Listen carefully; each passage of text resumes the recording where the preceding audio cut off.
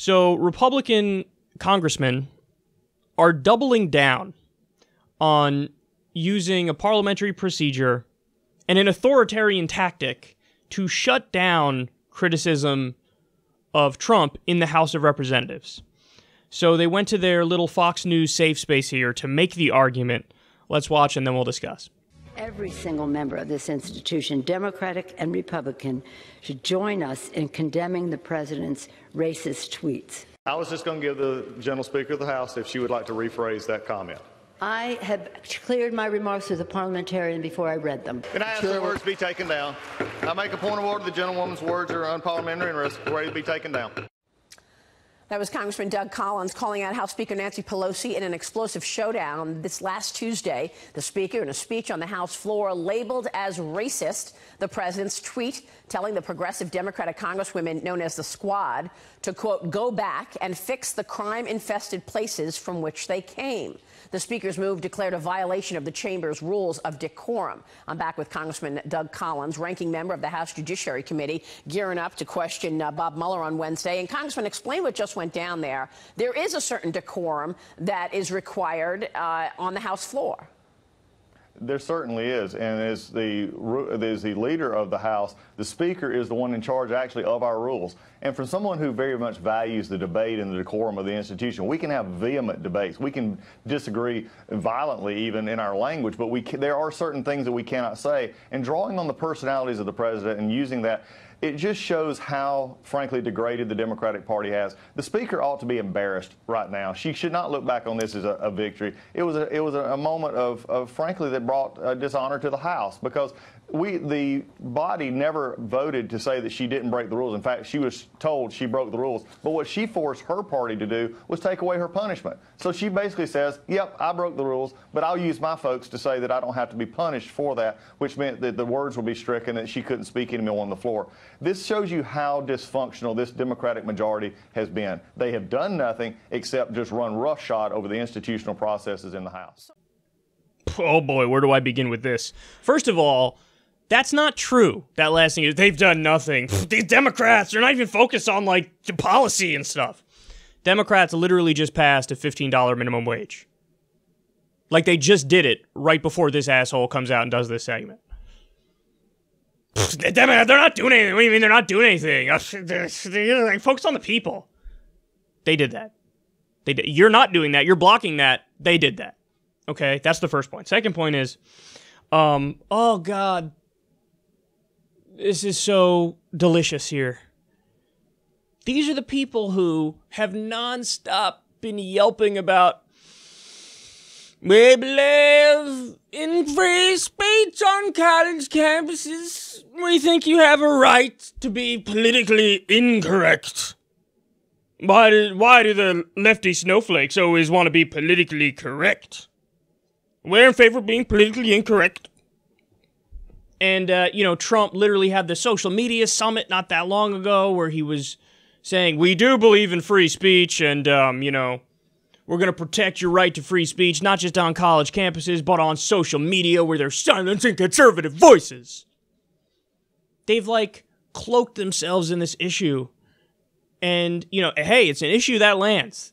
It's very popular to talk about this issue all the time. However, you'll notice they only trot it out when it helps their cause. They're not actually principled, because if you're principled, you believe in it across the board. They most certainly do not, which is why the same people also push for anti-BDS restrictions in various states across the country, where they say, oh, if you say that you support a boycott of Israel, you'll get no government contracts for anything ever. A clear crackdown on political speech, which is unconstitutional, and courts have ruled it as such. They don't care. They support it. So do they really believe in free speech? Look at what he just said. They quote, talking about Pelosi here, she, quote, violated the rules of decorum, quote, brought dishonor to the House. And then he literally says, at one point, this is a Republican congressperson, he said, there are certain things you cannot say.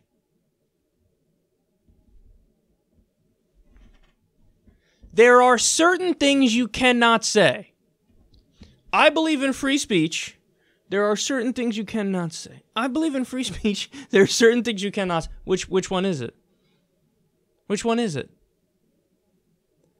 Okay, they are trotting out a rule, I kid you not, from the 1800s to try to shut up criticism of Trump here. The rule is from the 1800s. And the idea is you can't call the president racist. What was going on in the 1800s that would prompt such a rule to exist? I wonder what was going on. If anybody could tell me the thing that was existing in the 1800s where they would come up with such a ridiculous rule, which is literally an authoritarian rule. It tells you what you can and cannot say, criticisms you cannot make. I wonder what issue it was that existed back then that would make it so such a rule exists. And they're, with a straight face, they're trotting out a rule from the 1800s to try to shut down criticism of Trump. The reality is they have no real response. What do you do when you have no real response? Just try to shut the conversation down. Just shut up. I have nothing to say in response to that, and since I can't make a counterpoint, shut up. You're not allowed to say that. What would have been hilarious if they went, oh, okay, I called him a racist. You're trotting out an old rule to say I can't call him a racist, and you're trying to get it stricken from the record. I retract that. He's a bigot. They probably would have done the same thing. He said, you can't do that one either. Okay, fine. I take that back. He's a xenophobe. You can't say that one either. See, this is what they do, man. They can't form an argument. So it's just shut down my political opponents for saying something that's correct in this instance. Now, I'm no fan of Nancy Pelosi. I despise Nancy Pelosi. And this is a super low bar for her to get over. Because really, it's toothless to just give in a speech. Oh, I think he's a racist. Wow, how brave of you. But it also, in this case, in reference to these particular tweets, is totally true. He told U.S. congresswomen to go back to their country. They're Americans. 3 of the 4 were born in America. Even the one that wasn't born in America lived the American dream and worked her way from a refugee camp all the way to Congress. Go back to your country. You and I both know if it was somebody with the exact same politics as those Justice Democrats, but it was a white man, there's no way he would have said go back to your country. Because in his mind, it's, you have darker skin. That's not fully American now, is it? And they cannot make a counter argument, so they go right to, you're not allowed to say that. You broke the rules of decorum. What happened? Again, I thought you guys were the politically incorrect people. Good sir, how dare you violate the rules of decorum? We here believe in the rules of decorum, and we believe you cannot bring dishonor to this wonderful institution of the House of Representatives.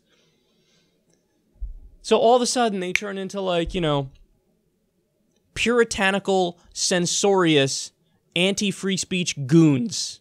Because it's politically convenient for them to do that right now, and they have no real response.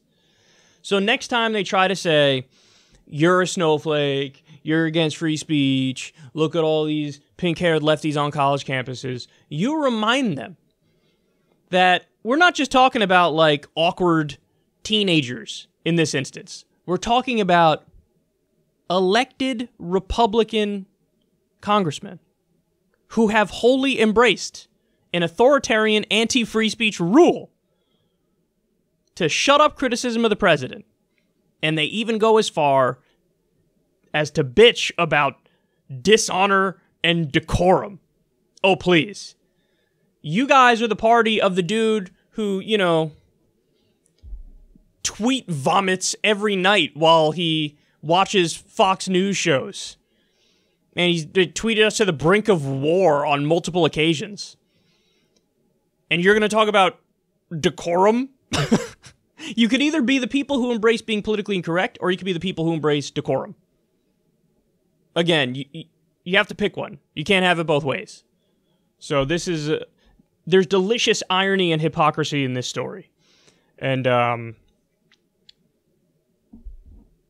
it goes without saying, no, they shouldn't take it out of the record when there's criticism of Trump that they don't agree with. And that is all they're doing in this instance.